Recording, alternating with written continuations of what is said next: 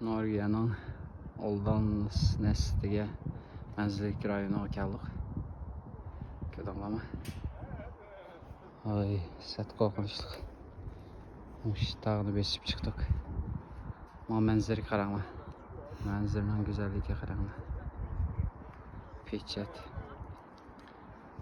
Bugün aşı menip yağmur yağatqan ana degan. Yenamış mənzilini görüşke ərzuydu deb çıktık.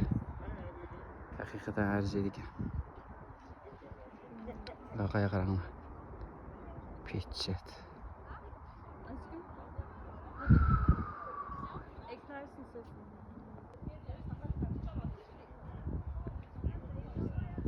Norvegiyanın Oldansnes'tige Mənzillik rayonu keldik. Ködünlama.